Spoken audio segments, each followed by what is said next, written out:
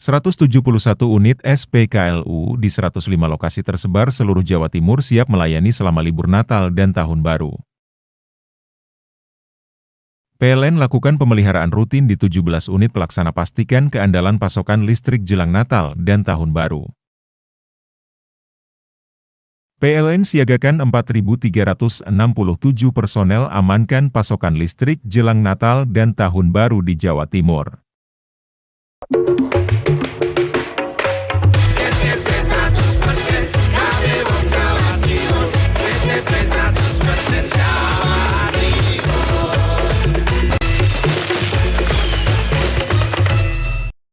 PLN siagakan 4.367 personel amankan pasokan listrik jelang Natal dan Tahun Baru di Jawa Timur.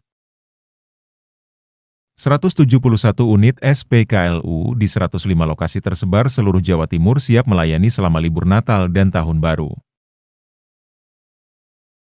PLN lakukan pemeliharaan rutin di 17 unit pelaksana pastikan keandalan pasokan listrik jelang Natal dan Tahun Baru.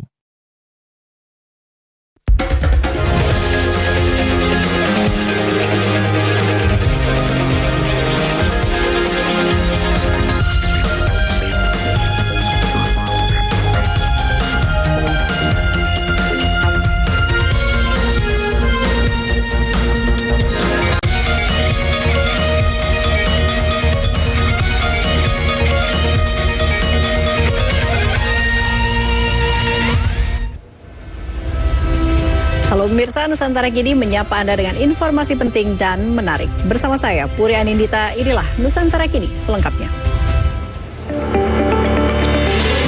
Longsor Pandeglang, satu rumah ambruk akibat pergeseran tanah.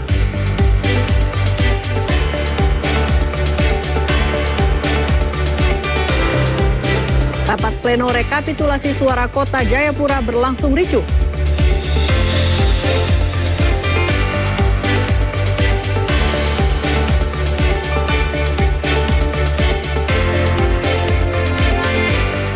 Pengadilan Tinggi Tipikor Surabaya menjatuhkan tuntutan penjara 6 tahun 4 bulan kepada Ahmad Mudlor Ali, Bupati Nonaktif Kabupaten Sidoarjo.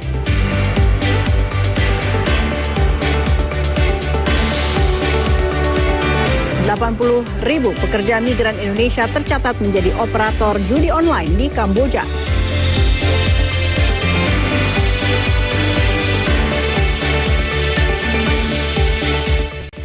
Satu rumah ambruk akibat tanah longsor di Kecamatan Saketi, Kabupaten Pandeglang. Tanah longsor juga menyebabkan pergeseran tanah yang merusak sejumlah rumah warga.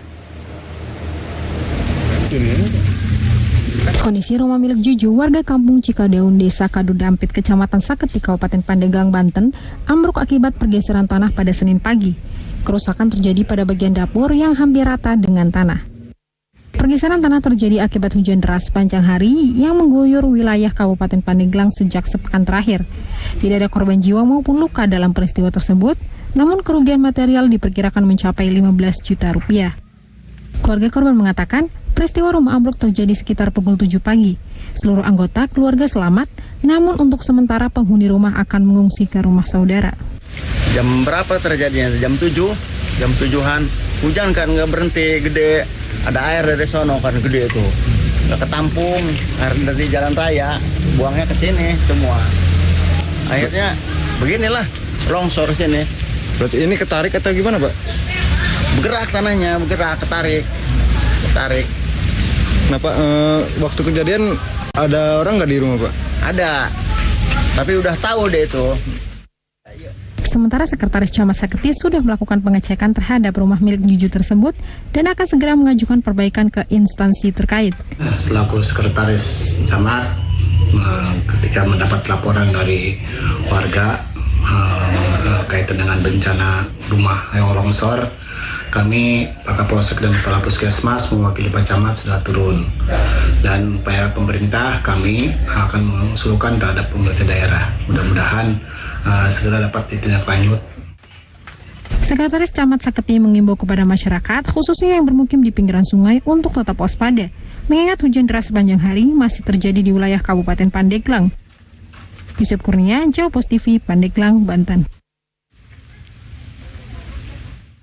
Puluhan lapak pedagang buah di Pasar Induk Rau, Kota Serang terendam banjir pada Senin sore.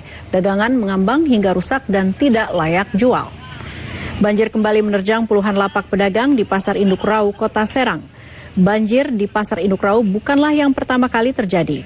Menurut pedagang, setiap kali turun hujan, lapak pedagang selalu kebanjiran hingga membuat dagangan rusak. Tidak hanya drainase yang buruk, tumpukan sampah juga menjadi penyebab banjir lantaran para petugas sampah kerap lalai dalam mengangkut tumpukan sampah. Sementara salah seorang pengendara mengaku kerepotan melintasi akses jalan Pasar Induk Rau lantaran genangan air yang cukup dalam. Tapi sejak pagi nih Pak?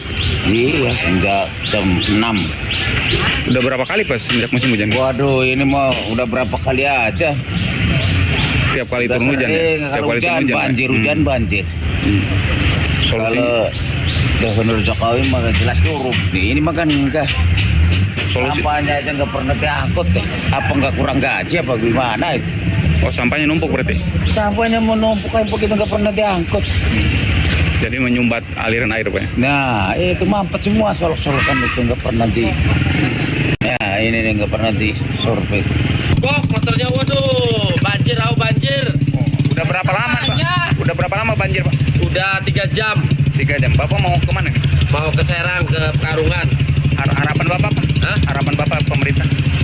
Harapannya? Ya, perbaiki apa gimana? Haruslah diperbaiki itu.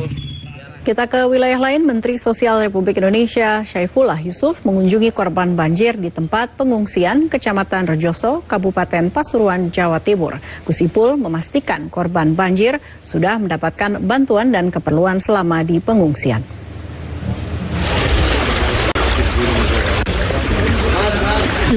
ribu jiwa terdampak banjir di 6 kecamatan di wilayah kota dan Kabupaten Pasuruan, Jawa Timur. Hingga saat ini masih menggenangi rumah, fasilitas umum, dan jalan desa. Menteri Sosial Republik Indonesia Syaifullah Yusuf mendatangi Desa Jarangan, Kecamatan Rejoso, karena menjadi desa paling parah terkena banjir. Ada sekitar 200 kepala keluarga masih mengungsi di tenda penampungan yang didirikan Kemensos. Rumah mereka masih tergenang banjir setinggi 40 cm. Pendistribusian bantuan dinilai sudah tepat sasaran, mulai dari baju ibu-ibu, anak-anak, obat-obatan, dan perlengkapan lainnya. Selain itu, Mensos akan menggelontorkan bantuan kepada korban banjir sampai air banjir surut. Semua kebutuhan mereka yang terdampak bisa dicukupi, mulai dari makanan, minuman, dan juga pakaian, obat-obatan, ya kan? Terutama untuk anak-anak dan ibu-ibu. Anak-anak juga harus ada psikososial supaya mereka tetap riang gembira meskipun di tengah-tengah suasana yang banjir. Sementara itu, pengungsi mengaku bantuan sudah diterima secara merata. Mereka tidur di tenda-tenda pengungsian yang sudah didirikan Kemensos. Mereka berharap air banjir secepatnya surut agar warga bisa kembali beraktivitas dengan normal. Abdul Majid, JTV, Pasuruan, Jawa Barat. Bencana banjir dan tanah longsor mengintai sejumlah daerah di Jawa Timur. Salah satunya adalah wilayah Pacitan. Kepala Pelaksana BPBD Pacitan Erwin Andriatmoko memprediksi intensitas curah hujan di wilayah Kabupaten Pacitan diperkirakan cukup tinggi hingga akhir Desember nanti. Hal ini berpotensi meningkatkan risiko terjadinya bencana seperti banjir, tanah longsor, puting beliung, dan pohon tumbang. BPBD Pacitan juga menekankan pentingnya mitigasi bencana sejak dini untuk menekan risiko yang mungkin terjadi. Kita tetap mengacu kepada perkiraan BMKG, yang mana untuk sebagian besar wilayah Jawa Timur termasuk Pacitan ini di Desember ini masih mengalami cuaca ekstrim, yang tentunya dengan curah hujan yang tinggi cenderung ekstrim, angin dan lain sebagainya, potensi bencana baik itu banjir, tanah longsor, angin puting beliung masih akan mungkin terjadi di Pacitan minimal sampai akhir tahun ini. Kalau sejauh ini seperti apa Pak dampak dari kerusakan yang sudah terjadi? Ya, alhamdulillah kalau kita mengacu kepada kejadian di tahun sebelumnya di bulan yang sama, kejadian yang ada di Pacitan ini ada kecenderungan untuk menurun dibanding tahun 2000. Sementara itu, Menteri Kesehatan Budi Gunadi Sadikin menghimbau masyarakat mewaspadai penyakit pneumonia, diare, dan demam berdarah yang bersifat menular pada saat puncak musim penghujan di sebagian besar wilayah di Indonesia. Menurut Budi Gunadi Sadikin, kewaspadaan orang tua dan orang dewasa diperlukan sebagai upaya mencegah terjangkitnya pneumonia dan diare serta demam berdarah dengan cara membudayakan hidup bersih dan higienis. Menkes juga mengingatkan masyarakat untuk tidak mengkonsumsi obat khusus tanpa resep dokter seperti obat jenis antibiotik. Penyakit yang paling banyak kena itu di masyarakat kita ya, terutama anak-anak tuh pneumonia sama diare. Ya itu juga ada hubungannya sama antibiotik tuh, pneumonia sama diare. Jangan buru-buru kemudian minum antibiotik. Nah, gimana cara mencegahnya? Ya harus hygiene ya, kebersihan itu mesti dijaga. Rajin cuci tangan, jangan jalan-jalan ke tempat kotor. Kalau jalan ke tempat kotor juga mesti pakai sendal sama sepatu. Dan biasanya satu lagi yang di luar pneumonia sama diare, biasanya kalau terjadi transisi musim seperti ini di Indonesia demam berdarah masih naik. Jadi teman-teman juga mesti pastikan jangan ada air tergenang supaya nggak jadi ini. Bencana alam yang melanda Sukabumi, Jawa Barat menyisakan duka bagi keluarga almarhum Bribka Miftahul Rohman asal Kabupaten Cirebon.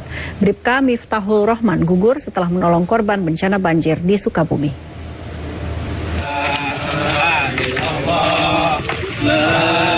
Jenazah Bribka Miftahul Rohman asal Kelurahan Kaliwadas, Kecamatan Sumber, Kabupaten Cirebon, Jawa Barat, dimakamkan di kampung halamannya. Almarhum gugur setelah menolong warga korban bencana banjir yang melanda Kabupaten Sukabumi. Almarhum meninggalkan satu istri dan dikaruniai dua anak yang masih kecil. Ucapan bela sungkawa lewat karangan bunga berjejer di depan rumah keluarga almarhum. Bencana alam yang melanda Sukabumi menyisakan duka yang mendalam bagi keluarga almarhum Bribka Miftahul Rohman. Ibu almarhum berfirasat sebelum ditinggal anak kesayangannya untuk selama-lamanya. Sementara istri almarhum sempat bertemu untuk terakhir kalinya di rumah sakit tanpa sengaja. Istri almarhum bertemu ketika hendak memeriksakan kesehatan keluarganya. Namun tiba-tiba terdengar ada yang memanggil dari ruangan instalasi gawat darurat, yakni panggilan dari suaminya sebelum menghembuskan nafas terakhir. Pas dari Jumat ada kabarnya kakak saya Mbak Yusuf masuk ke rumah sakit. Ya tiba-tiba langsung telepon sama istrinya jam 7 pagi. Pas jam 8 atau jam 8-an telepon balik lagi. Ya kok udah nggak ada. Dia itu baik di mata mereka, ngerasa dirangkul, selalu dibantu. Kalau ada masalah apa-apa, banyak sekali temennya yang apa ya istilahnya sangat membutuhkan dia. Menurut adik kandung Bribka Miftahul Rohman, sebelum kakaknya meninggal dunia, beberapa anggota keluarga sempat mendapatkan firasat. Sang ibu terlihat lemas dan tidak seperti hari-hari biasanya. Selang beberapa saat kemudian, keluarga mendapatkan kabar Bribka Miftahul Rohman berada di rumah sakit dan dinyatakan meninggal dunia. Udin Pepe, SMTV, Cirebon, Jawa Barat. Jelang Natal, Bandara Suta siapkan ruang bermain anak. Nusantara Kini segera kembali.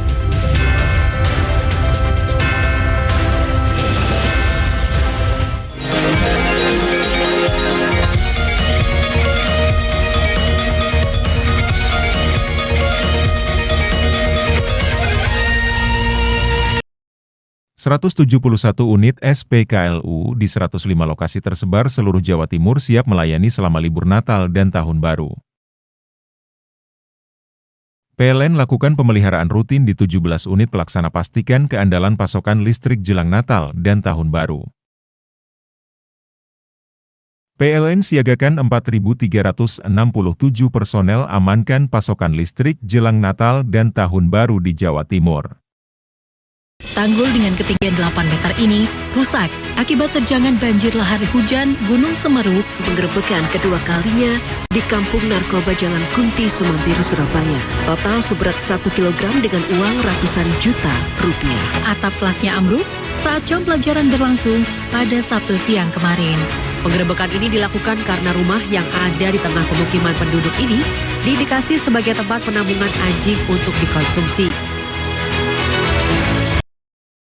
PLN lakukan pemeliharaan rutin di 17 unit pelaksana pastikan keandalan pasokan listrik jelang Natal dan Tahun Baru. PLN siagakan 4.367 personel amankan pasokan listrik jelang Natal dan Tahun Baru di Jawa Timur. 171 unit SPKLU di 105 lokasi tersebar seluruh Jawa Timur siap melayani selama libur Natal dan Tahun Baru.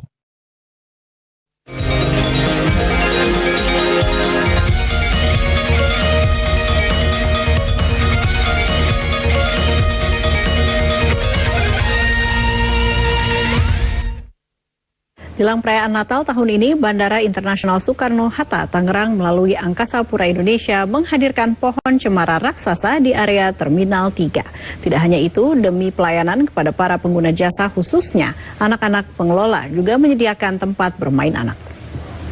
Tentu saja untuk anak-anakku.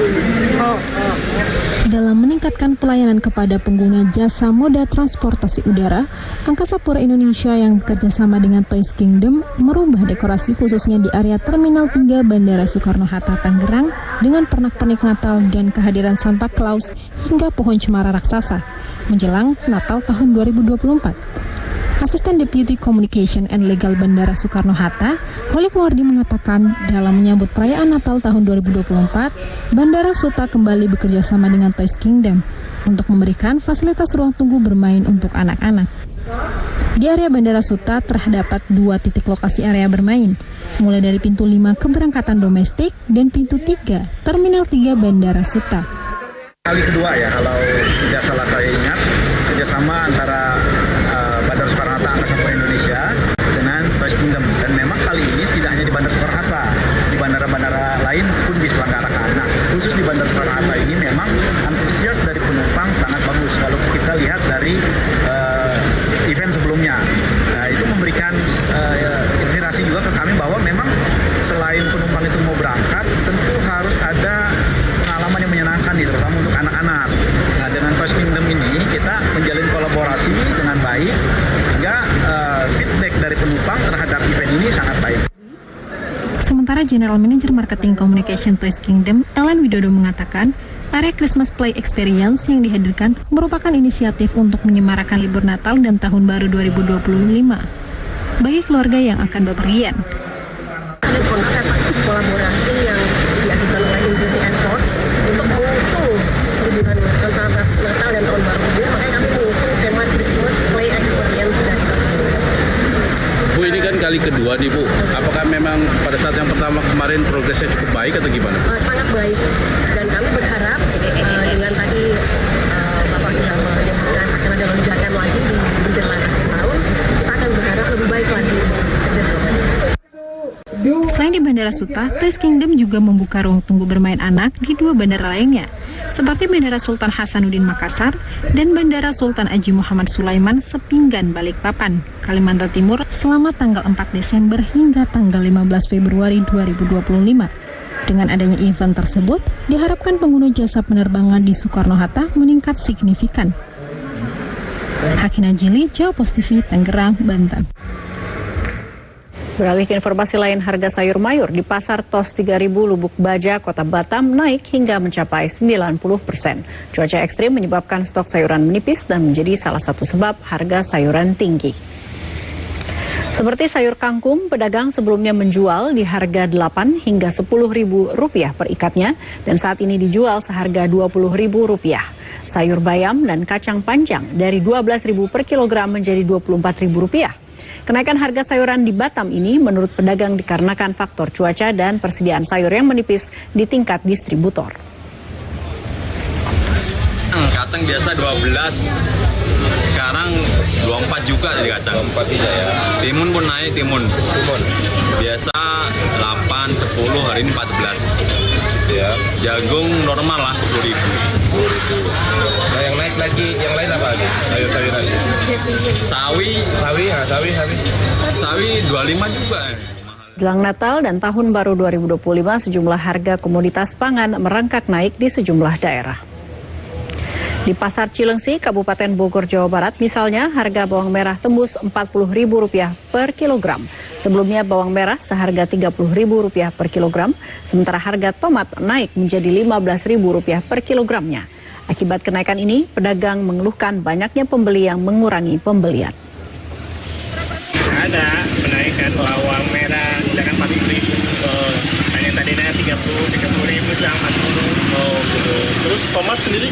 Tomat 15.000. 15.000. Sebelumnya? Sebelumnya 10.000, 12.000. Sekarang 15. Cabai? Cabai ini 40. Cabai rawit merah? Cabai rawit merah ya. Oh, sebelumnya? Sebelumnya sih 30, 25. Ini sejak kapan sih semuanya kenaikan? Ya karena sejak kemarin ini sih cuaca ini buruk lah. Harga daging sapi dan ayam potong di Pasar Kota Kendari mulai melonjak naik jelang Natal dan pergantian tahun. Kenaikan harga sudah terjadi sejak 2 pekan terakhir. Harga daging sapi dijual Rp140.000 per kilogramnya, dari sebelumnya tercatat Rp110.000 per kilogram. Sementara harga ayam potong broiler per kilogram dijual Rp29.000 dari sebelumnya Rp22.000 per kilogram. Sementara untuk penjualan persatuan ekor ayam potong melonjak hingga Rp90.000 dari sebelumnya berada di kisaran Rp70.000 per ekor. Berapa itu Pak yang naik? Dari harga ayam tadinya harga 22, sekarang 29. Itu per kilo, Pak? Kalau per ekor, Pak? Kalau per ekor yang tadi 70, sekarang 80. Saya rasa bisa, Pak. Tahun baru dengan Mendukung pemerintah dalam program swasembada pangan dan makan bergizi gratis, Badan Karantina Indonesia mengimpor puluhan ekor bibit sapi perah asal Australia. Pemilihan bibit sapi akan melewati proses pemeriksaan dari karantina hewan dan uji laboratorium untuk memastikan bibit sapi perah tersebut sehat. Badan Karantina Indonesia menerima impor 50 ekor bibit sapi perah bunting asal Australia yang dikirim melalui Terminal Kargo Bandara Internasional Soekarno-Hatta, Tangerang, Banten.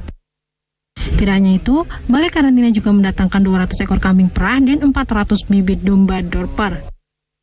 Langkah impor ini dalam rangka meningkatkan populasi dan produksi susu nasional sebagai bentuk program Astacita dalam mendukung swasembada pangan dan makan bergizi gratis. Dirjen Peternakan dan Kesehatan Hewan Kementerian Pertanian, Agung Suganda mengatakan, pemerintah melalui Direktorat Jenderal Peternakan dan Kesehatan Hewan Kementerian Pertanian bersama pelaku usaha mendatangi sapi perah, kambing perah, dan domba dorper dari Australia.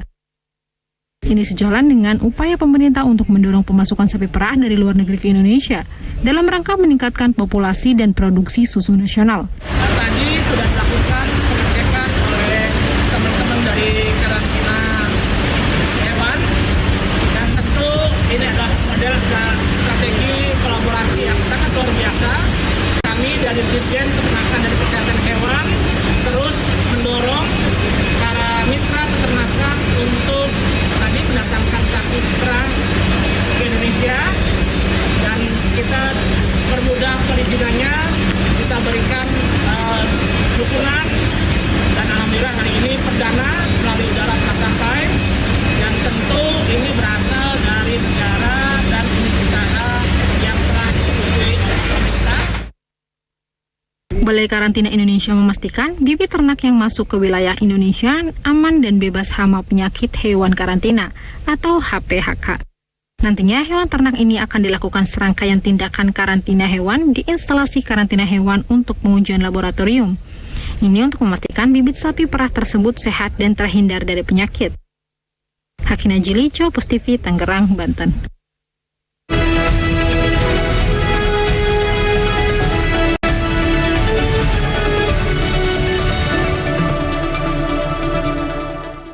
Mahkamah Konstitusi telah menerima 153 gugatan perselisihan hasil pilkada tahun 2024. Ketua Mahkamah Konstitusi Soehartoyo mengatakan jumlah tersebut terdiri dari pengajuan PHP Bupati dan Wali Kota. Ketua Mahkamah Konstitusi Soehartoyo mengatakan MK telah menerima sebanyak 153 permohonan yang terdiri dari 120 bupati dan 33 wali kota. Saat ini untuk permohonan perselisihan hasil pilkada gubernur masih belum ada yang masuk, termasuk dari DKI Jakarta. Menurutnya setiap daerah memiliki batas waktu yang berbeda, dilihat dari 3 hari setelah KPU daerah menetapkan hasil perolehan suara. Kabupaten kota ya, kalau provinsi kan belum ada yang masuk. Kalau untuk yang gubernur dan wakil gubernur udah ada? Belum ada, tapi batas waktunya sampai kapan itu Pak? Ya batas waktu kan masing-masing berbeda, tergantung provinsi itu KPU provinsi menetapkannya. Kalau sudah ditetapkan baru 3 hari kerja sejak ditetapkan itu berlaku masa pendaftaran. Sementara itu, Ketua Mahkamah Konstitusi Soehartoyo memastikan tidak akan menugaskan hakim yang memiliki konflik kepentingan dengan pihak berperkara dalam sidang perselisihan hasil pemilihan kepala daerah 2024. Hal ini pernah dilakukannya saat menangani sengketa pada Pilpres beberapa waktu lalu. Undang-undang kekuasaan kehakiman tidak membedakan terhadap perkara yang seperti apa. Sepanjang perkara itu menjadi kewenangan Mahkamah Konstitusi atau badan peradilan di luar MK pun kan sama ketentuannya. Bukan perkara jenis apa, tapi disitulah konflik of interest itu melekat kan. Jadi tidak membedakan perkara apa. Sepanjang ada kepentingan yang berbenturan ya nanti perlakuannya sama. Tapi sejauh ini belum ada ya, karena masih dalam proses. Kan belum ada perkara yang kita bisa baca, karena kan ini masih permohonan awal. Pemenangan calon gubernur dan wakil gubernur daerah khusus Ibu Kota Jakarta Pramono Anung Rano Karno menyampaikan terima kasih kepada seluruh warga Jakarta yang memenangkan pasangan nomor urut 3 dengan memperoleh 50,07% suara. Tim Pram Rano mempersilahkan apabila paslon lain tidak terima, maka bisa mengajukan gugatan kepada MK tanpa harus merekayasa cerita. Ketua tim pemenangan Pram Rano, Lis Hartono atau Cak Lontong menyampaikan pesan. Pramono Anung dan Rano Karno merasa bersyukur atas antusiasme warga Jakarta. Mereka juga mengapresiasi seluruh upaya yang telah dilakukan para penyelenggara pilkada tahun ini. Cak Lontong mengatakan dari total 8 juta lebih DPT Provinsi Jakarta, lebih dari 2 juta warga memilih Pram Rano. Kemenangan Pram Rano kali ini diklaim sebagai kemenangan warga Jakarta. Paslon 03 telah sah memperoleh suara tertinggi dalam kontestasi Pilgub Daerah Khusus Jakarta 2024 dengan 50,07% dan unggul merata di seluruh kabupaten kota se-DKI. Dan dari 50,07% itu sama dengan 50% plus 2.925 suara. Dan ini kita menyambut baik karena ini adalah kemenangan warga Jakarta, kemenangan kita semua, dan ini akan lebih mempercepat kalau memang nanti hal-hal yang tidak kita inginkan. Kita ke Papua, rapat pleno rekapitulasi surat suara tingkat kota Jayapura berlangsung ricuh. 2 massa pendukung calon wali kota saling serang dengan batu di depan gedung lokasi pleno berlangsung. Pleno rekapitulasi perolehan suara tingkat kota Jayapura yang berlangsung di salah satu hotel di distrik AB Pura, kota Jayapura ricuh. Kericuhan berawal ketika kedua massa pendukung saling beradu argumen. Tiba-tiba salah satu massa pendukung melempar dan terjadi aksi saling serang. Personil gabungan TNI Polri melakukan tindakan tegas dengan mengeluarkan tembakan gas air mata demi membubarkan kedua massa yang terlibat bentrok. Tidak ada korban dalam aksi saling serang ini, namun polisi akan mengejar pelaku yang memprovokasi massa untuk melakukan aksi saling serang. Polisi menghimbau kedua pasangan calon untuk tidak mengerahkan massa ke lokasi pleno sehingga pleno rekapitulasi berjalan aman hingga selesai. Tugas kami dari TNI Polri juga melakukan penyekatan, terutama yang paling pertama adalah tempat objek kegiatan dan personil yang dari penyelenggara sendiri maupun saksi-saksi dari masing-masing pasangan calon ya, dan pasangan calon. Kemudian karena ada provokasi dari salah satu pihak ya, sehingga terjadi sedikit insiden yang kecil.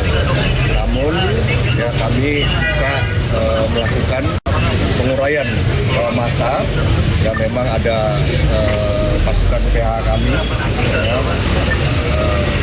melakukan SOP yang ada ya, agar tidak ada benturan massa yang terjadi dengan dua kelompok.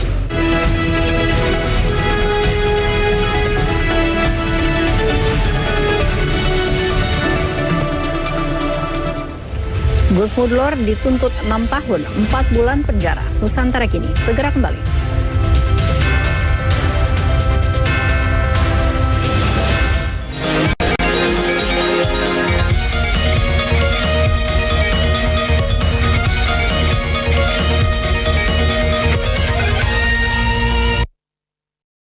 PLN siagakan 4.367 personel amankan pasokan listrik jelang Natal dan Tahun Baru di Jawa Timur.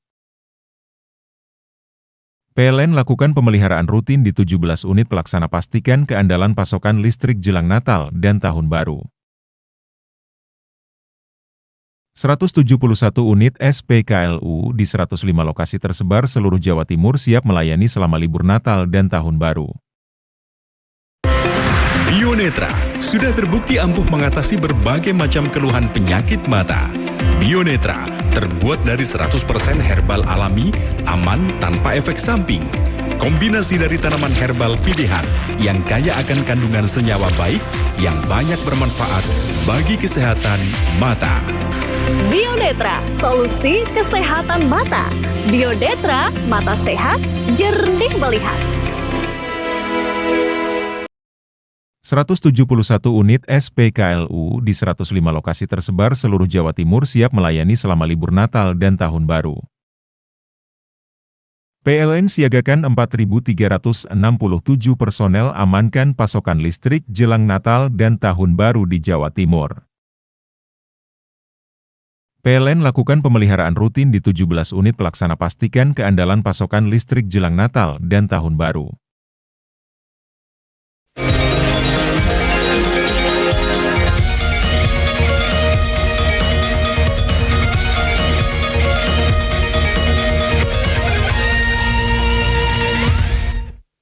Pengadilan Negeri Tipikor Surabaya menjatuhkan tuntutan pidana penjara selama 6 tahun 4 bulan kepada Ahmad Mudlor Ali, Bupati Nonaktif Kabupaten Sidoarjo. Ahmad Mudlor Ali dituntut atas dugaan korupsi pemotongan dana insentif pajak di BPPD Kabupaten Sidoarjo, Jawa Timur.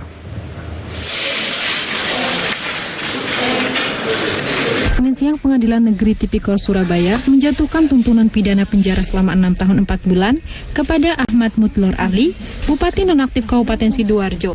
Dia diduga melakukan korupsi pemotongan dana insentif pajak di BPBD Kabupaten Sidoarjo, Jawa Timur.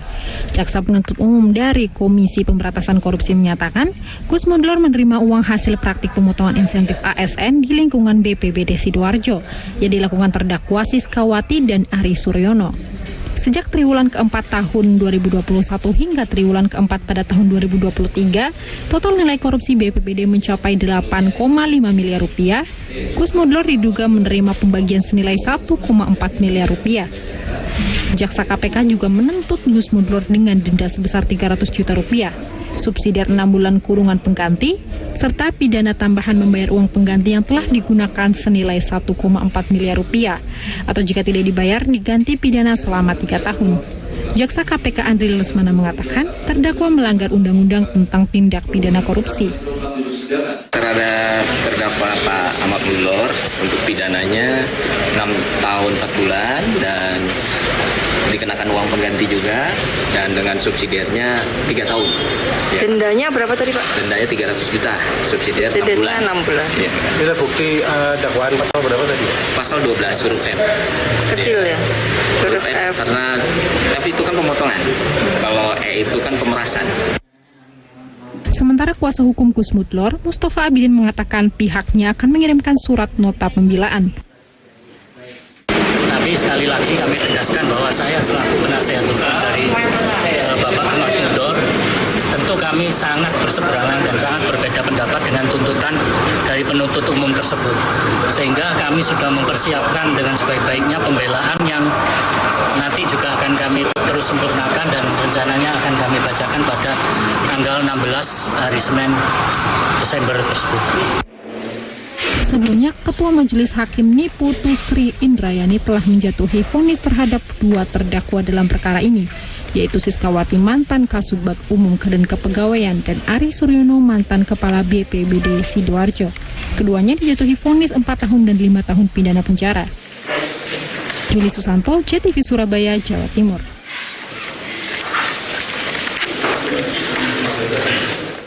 Kementerian Perlindungan Pekerja Migran Indonesia mencatat 80.000 PMI bekerja di Kamboja sebagai operator judi online dan scamming.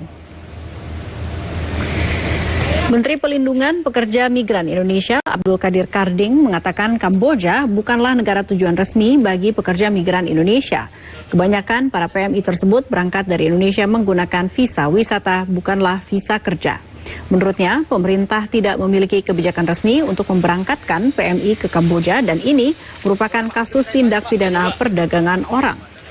Pemerintah sedang mengkaji kebijakan untuk membatasi pengiriman PMI ke Kamboja, salah satunya dengan menerapkan syarat kepemilikan rekening dengan saldo minimal 50 juta rupiah bagi pemohon paspor wisata. Langkah ini diharapkan dapat mengurangi peluang PMI untuk bekerja di Kamboja. Yang rata-rata bekerja di operator judi online dan scamming. Ya.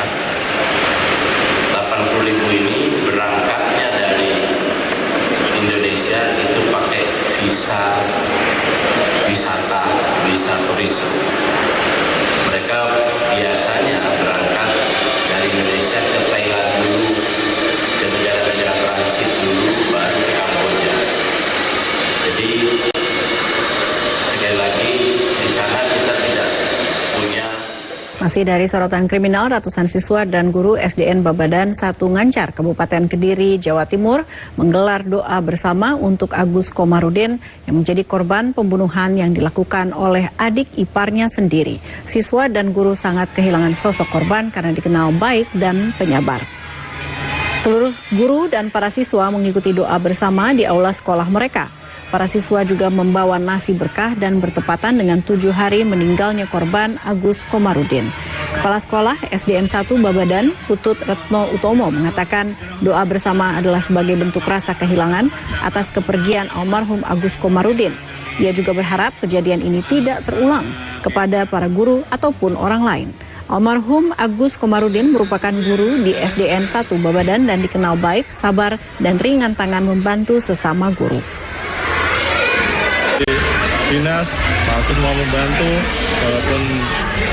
walaupun itu Pak Agus sangat ikhlas, gitu aja. Terus dia mengajar, Pak Agus adalah sosok yang dekat dengan anak-anak. Kurang dari 24 jam, Satreskrim Polres Kediri berhasil menangkap pelaku pembunuhan satu keluarga di Kabupaten Kediri, Jawa Timur. Pelaku adalah adik kandung korban karena sakit hati tidak diberi pinjaman uang.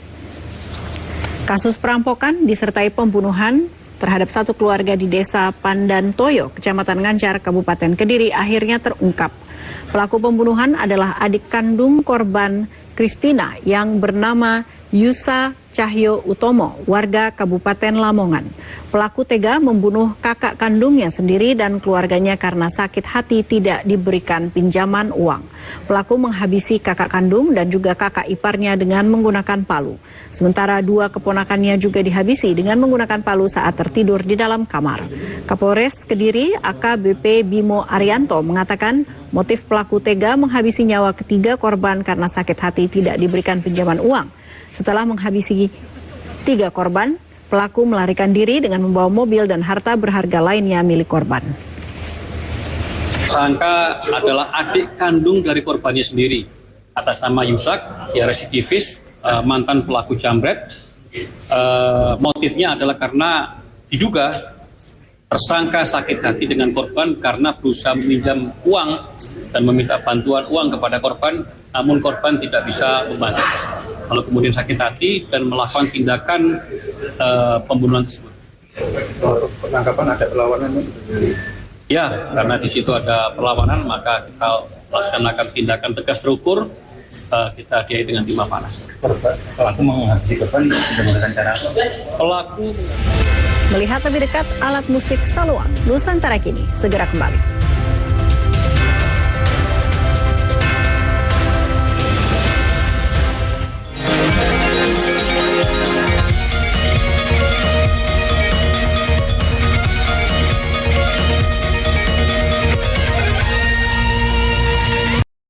PLN siagakan 4.367 personel amankan pasokan listrik jelang Natal dan Tahun Baru di Jawa Timur. 171 unit SPKLU di 105 lokasi tersebar seluruh Jawa Timur siap melayani selama libur Natal dan Tahun Baru. PLN lakukan pemeliharaan rutin di 17 unit pelaksana pastikan keandalan pasokan listrik jelang Natal dan Tahun Baru. Jatim Gaspol, gagasan politik Jawa Timur. Populariti aja kalau kita nggak punya kemampuan berbicara, bagaimana orang bisa yakin sih sama kita? Ini membutuhkan kerjasama yang baik lah, antara elemen pemerintah sebagai eksekutif gitu dengan kami yang ada di legislatif. Kita ketemu untuk membicarakan hal-hal bagi kebaikan banyak orang. Kalau ditoto dengan baik, mungkin energi yang dikeluarkannya bertahap, mungkin hal-hal itu bisa dicegah. Supaya kedepannya memang benar-benar diperhatikan. PLN lakukan pemeliharaan rutin di 17 unit pelaksana pastikan keandalan pasokan listrik jelang Natal dan Tahun Baru. 171 unit SPKLU di 105 lokasi tersebar seluruh Jawa Timur siap melayani selama libur Natal dan Tahun Baru. PLN siagakan 4.367 personel amankan pasokan listrik jelang Natal dan Tahun Baru di Jawa Timur.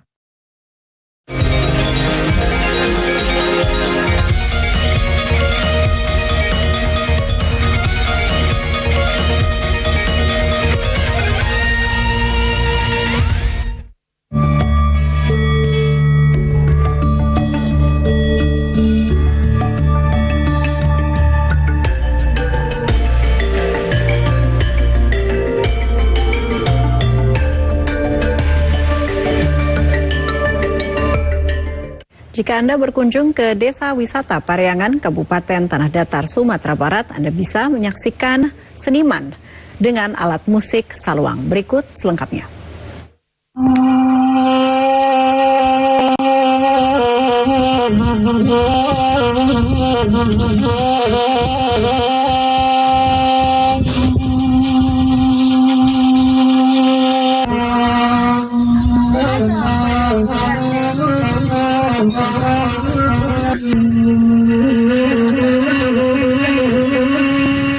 Sarupikulah aktivitas keseharian Safarizal bersama sejumlah kawannya di Nagari Pariangan, Kabupaten Tanah Datar. Setiap harinya ia menampilkan keahlian bermain alat musik tradisional Minangkabau saluang di sebuah pondok di desa terindah di dunia tersebut. Otomatis penampilan Safarizal itu menjadi perhatian masyarakat jo pengunjung Nagari Pariangan. Mendengar harmoni dari alat musik itu membuat setiap pengunjung yang datang ke Nagari Pariangan pasti ingin jo rindu ke kampung halamannya. Terutama untuk perantau dan hanya bisa sesekali pulang kampung. Safarizal bin Suwarno juga merupakan pengrajin pembuat alat musik saluang. Ia mengaku setiap hari mampu membuat 5-7 alat musik. Tergantung kesulitan jo jenis alat musik nan ia buat. Dek sebab itu, sembari menghibur wisatawan yang datang, ia juga membawa sejumlah saluang untuk dijual. Saya nampak aku membuat eko, manggalai eko di samping itu, wak di samping di kadai apa di pariwisata. Di pariwisata ko istilahnya mencari lah tradisi wak ko nan orang kampung nan lama-lama di Jawa tu, nan di Jakarta, nan di pokoknya di perantauan. Kadang-kadangnya lah tua di perantauan, pulangnya sekali-sekali ke Nagari tua Pariangan. Kadang ada ambuhan sarueh talang ko atau basaluang atau babansi, tasinta hatinya untuk kemari.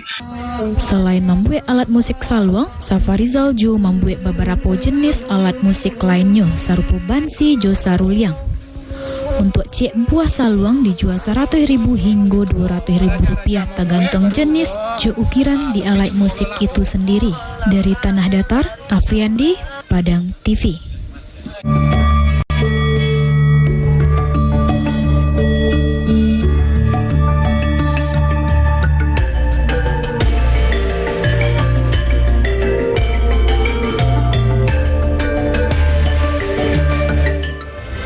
Melihat lebih dekat upaya warga NTT melestarikan tradisi pasar barter, Nusantara Kini segera kembali.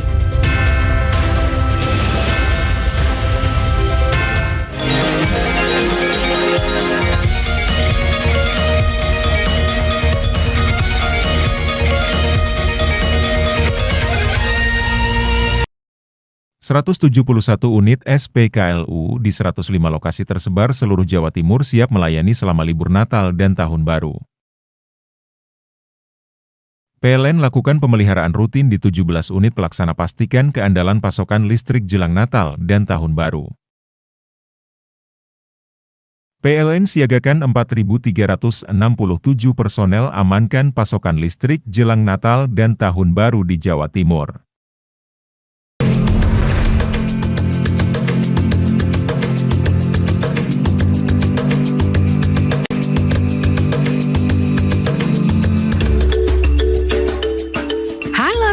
Pelakraan saiki yo ono nang pojok kampung dina Senin sampai Kemis. Ojo lali yo rek.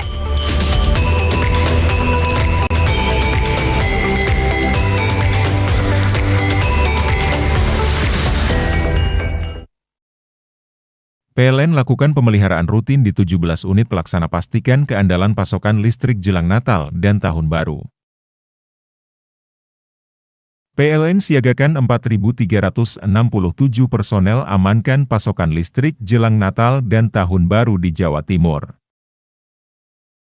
171 unit SPKLU di 105 lokasi tersebar seluruh Jawa Timur siap melayani selama libur Natal dan Tahun Baru.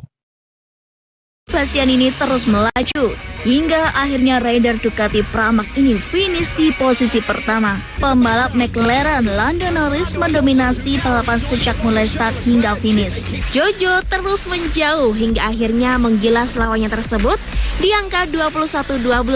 AC Milan memenangkan laga derby Dewa Madonia di jornada kelima dengan skor 2-1. Torehan tersebut membawa Persebaya naik ke posisi puncak klasemen sementara Liga 1.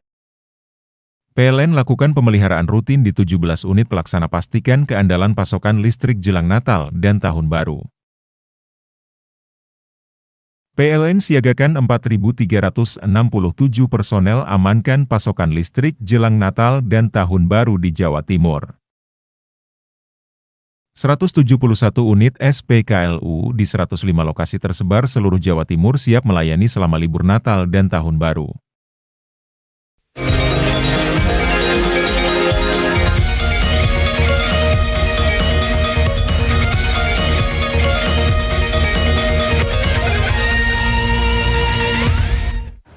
Gempuran modernisasi tidak membuat warga desa Lamalera, Nusa Tenggara Timur kehilangan jati diri. Agar tidak melupakan akar budayanya, mereka terus melestarikan tradisi turun-temurun seperti pasar barter.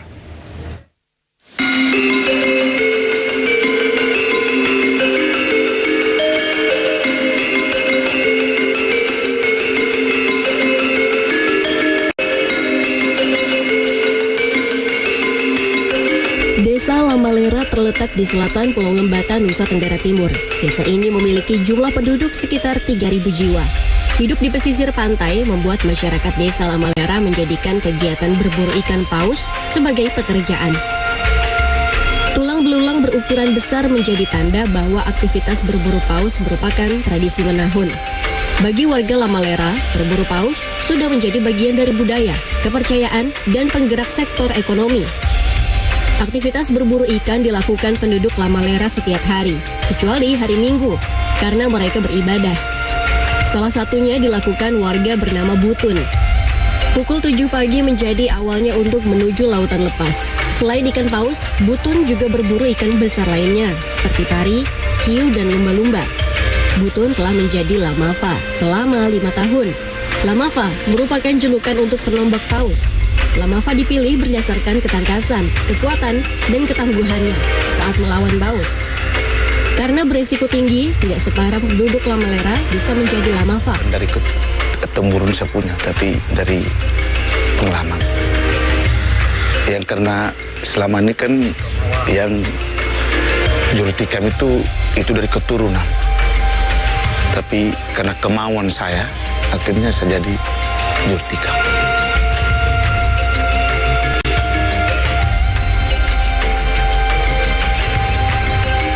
Sebelumnya Butun hanya menjadi seorang matros atau anak buah kapal.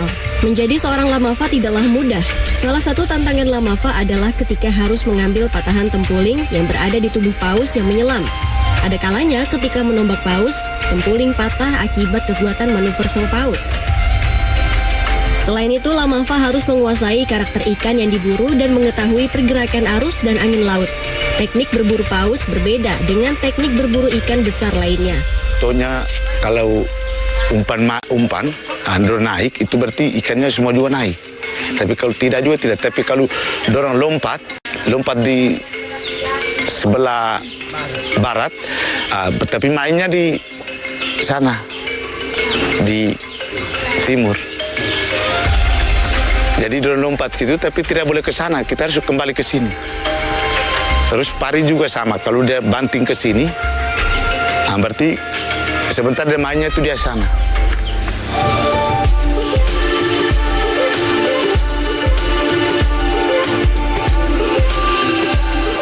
Dalam berburu paus, Lamafa dibekali tempuling, yakni tombak khusus untuk menembus kulit paus yang tebal. Panjang tempuling sekitar 4 meter, dilengkapi mata tombak dari besi sepanjang 30 cm. Pada ujung gagang tempuling diberi ikatan tali yang cukup kuat yang digunakan untuk menarik badan paus yang berhasil ditombak. Bagian paus yang biasa diincar Lamafa adalah kepala. Mereka loncat dari perahu dengan mata tombak terhunus menuju tempurung kepala paus. Perahu yang digunakan pun perahu khusus yang disebut paledang. Perahu ini tak dilengkapi motor seperti perahu kebanyakan, agar tidak melukai paus saat berburu. Di kiri dan kanan paledang ada rentangan kayu sebagai penyeimbang sekaligus sebagai pijakan kaki penumbak saat berburu.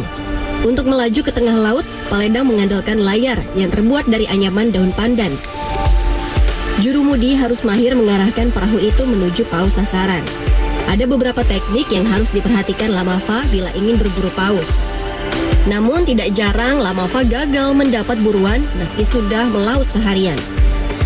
Cara untuk menikamnya itu bagaimana? Bambunya itu lepasnya bagaimana baru lompat. Dan itu kalau kita dapat kesalahan berarti malam pulang dari laut itu kalau sepertinya contohnya saya kalau pulang dari laut kalau ada kesalahan berarti saya malamnya saya ke guru.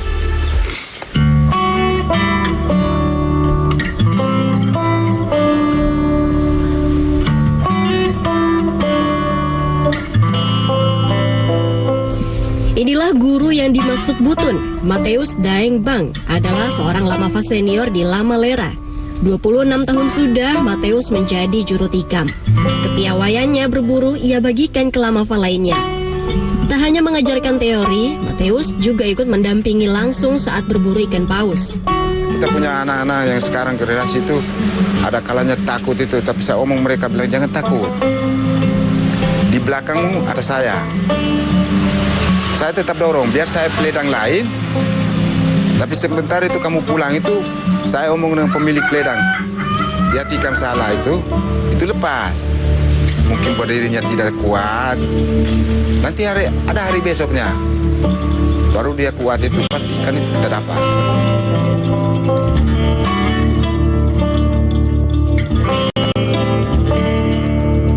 Selain tradisi menombak paus, warga Lamalera juga masih melestarikan tradisi jual beli dengan cara barter atau menukarkan barang dengan barang. Warga memanfaatkan hasil tangkapan laut untuk kebutuhan sehari-hari. Salah satunya menjual di pasar barter. Pasar barter dilaksanakan seminggu sekali pada Kamis pagi. Di pasar ini, warga Lamalera bertukar hasil laut dengan hasil bumi yang dibawa warga dari gunung. Biasanya satu potong ikan paus kering dapat ditukar dengan satu sisir buah pisang. Jika dirupiahkan, 3 potong ikan kering dijual seharga Rp50.000. Seperti masyarakat Lamalera lainnya, Paulus Stanislaus Atakbelen juga menggantungkan hidupnya dari hasil laut. Namun di usianya yang sudah tidak muda, Paulus hanya melaut saat mendengar teriakan baleo yang artinya ada paus terlihat di laut. Saat tidak melaut, ia membuat kerajinan tangan berupa cincin berbahan gigi paus. Mengolah gigi paus dipilih lantaran hasil olahannya diminati banyak orang, serta menambah penghasilan. Satu cincin gigi paus dibanderol dengan harga Rp300.000 hingga Rp500.000. Melaut itu adalah kehidupan ibu dari Lamalera. Laut itulah yang menghidupkan masyarakat Lamalera. Cuman minta supaya kehidupan orang Lamalera dengan laut yang sebagai nafas kami orang Lamalera itu jangan diganggu. Hanya itu saja. Jangan diganggu.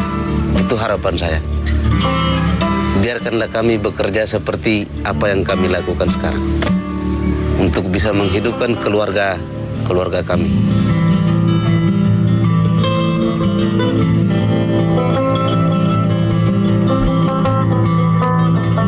Bagi warga Lamalera, paus merupakan berkah yang dikirim untuk menjaga kehidupan dan kelestarian budaya kampung yang secara turun-temurun dijaga istiadatnya. Mempertahankan budaya itu indah supaya manusia bisa mengenal dirinya sendiri dan tidak tercerabut dari akar budayanya.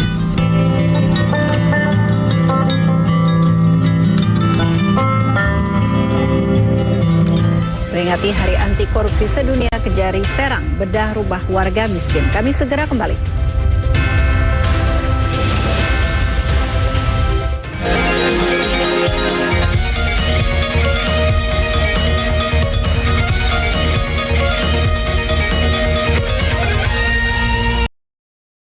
PLN lakukan pemeliharaan rutin di 17 unit pelaksana pastikan keandalan pasokan listrik jelang Natal dan Tahun Baru. PLN siagakan 4.367 personel amankan pasokan listrik jelang Natal dan Tahun Baru di Jawa Timur. 171 unit SPKLU di 105 lokasi tersebar seluruh Jawa Timur siap melayani selama libur Natal dan Tahun Baru.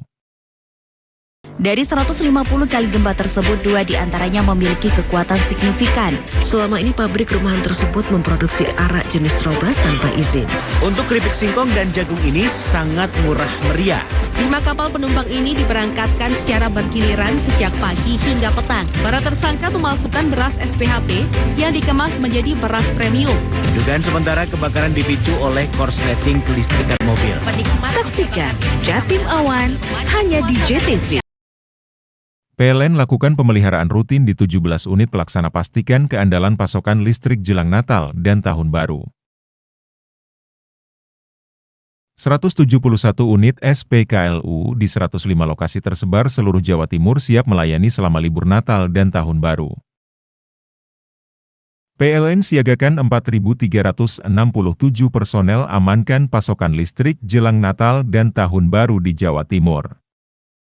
Tanggul dengan ketinggian 8 meter ini rusak akibat terjangan banjir lahar hujan Gunung Semeru. Penggerebekan kedua kalinya di Kampung Narkoba Jalan Kunti, Sumambiru, Surabaya. Total seberat 1 kilogram dengan uang ratusan juta rupiah. Atap kelasnya ambruk saat jam pelajaran berlangsung pada Sabtu siang kemarin.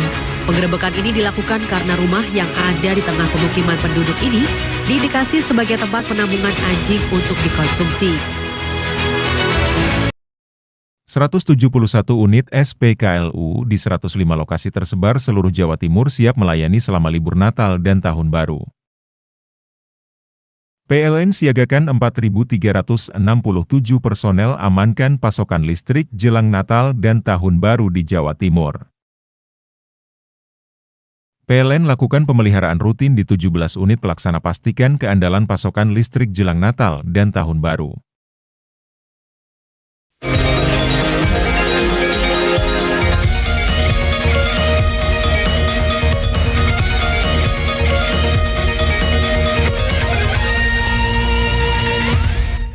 Peringati Hari Anti Korupsi Sedunia, Kejaksaan Negeri Serang menggelar kegiatan bedah rumah warga miskin. Kegiatan ini dilakukan karena ingin menunjukkan masih banyak warga miskin di Kota Serang yang membutuhkan bantuan perbaikan tempat tinggal. Dan informasi ini sekaligus mengakhiri jumpa kita di Nusantara Kini hari ini. Saya Puri Anindita beserta tim yang bertugas pamit undur diri. Terima kasih dan sampai jumpa.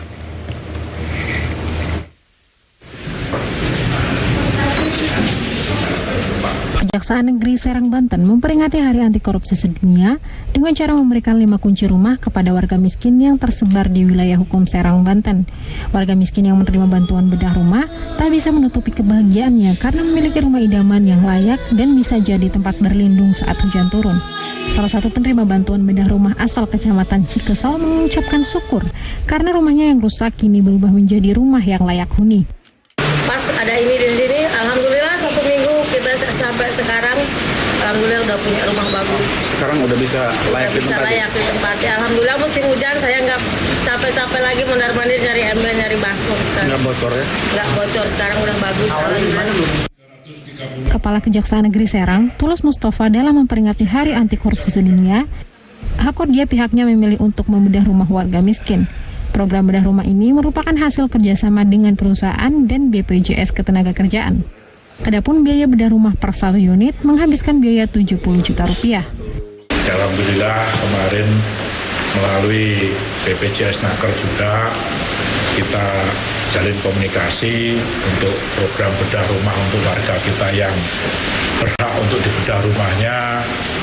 Alhamdulillah dana CSR-nya diberikan, akhirnya kita fasilitasi, kita awasi saat proses pembangunan biar tidak ada penyelewengan atau istilah kerennya zaman sekarang ini korupsi. Alhamdulillah ada jadi, terus ada yang aset atau tanahnya itu belum bersertifikat, kami juga akan fasilitasi untuk pengurusannya biar jelas juga secara hukum bukti kepemilikannya. Dalam penentuan penerimaan bantuan bedah rumah, tim Kejaksaan Negeri Serang turun langsung ke lokasi untuk melakukan survei kelayakan. Diputuskan 5 orang warga yang layak menerima bantuan, diantaranya warga Kecamatan Cikesal, Kabupaten Serang, dan warga Kelurahan Sewor, Kota Serang. Suhendi, Pos TV, Kota Serang, Banten.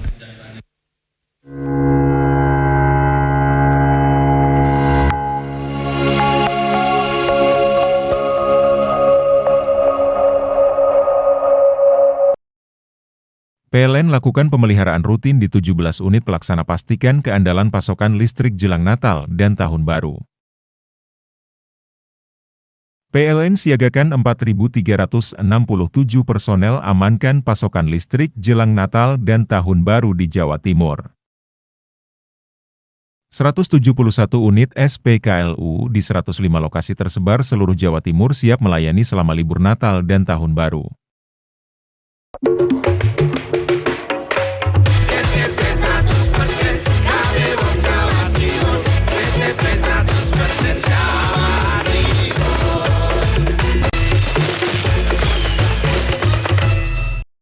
PLN siagakan 4.367 personel amankan pasokan listrik jelang Natal dan Tahun Baru di Jawa Timur. PLN lakukan pemeliharaan rutin di 17 unit pelaksana pastikan keandalan pasokan listrik jelang Natal dan Tahun Baru. 171 unit SPKLU di 105 lokasi tersebar seluruh Jawa Timur siap melayani selama libur Natal dan Tahun Baru.